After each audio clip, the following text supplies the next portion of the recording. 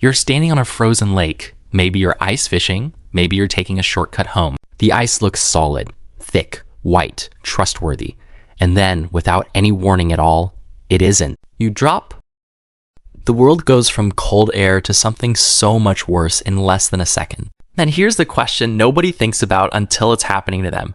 How long do you actually have before your body gives up? What is it actually doing to try to save you in those first few seconds? Let's start the clock. Second 0. You're underwater and your body's first move is completely out of your control. It's called the cold shock response, and it is brutal.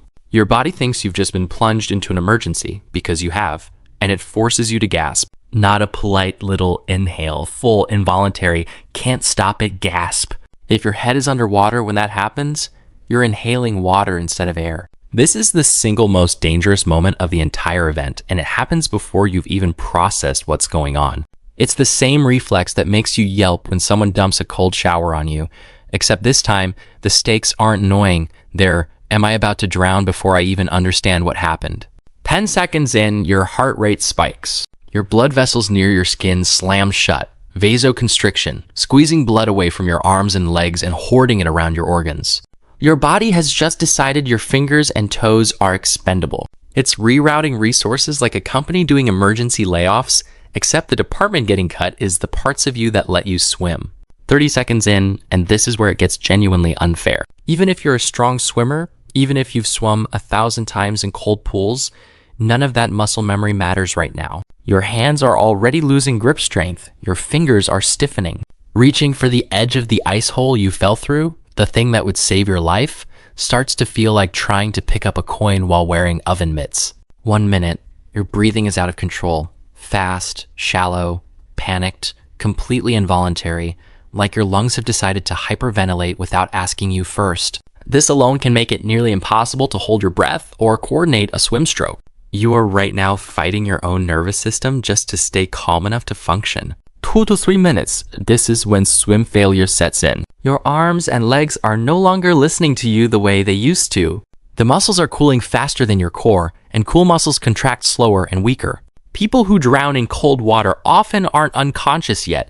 They're fully awake, fully aware, and simply unable to physically make their limbs do what their brain is telling them to do.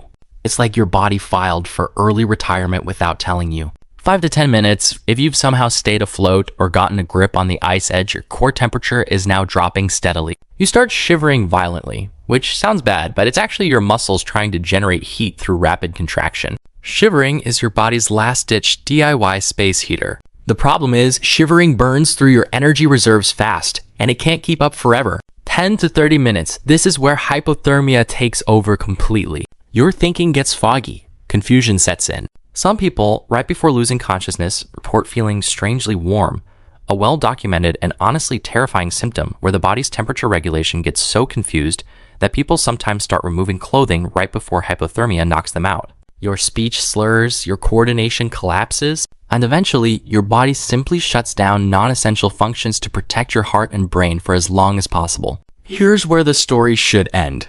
Cold water, no air. 10, 20, 30 minutes submerged.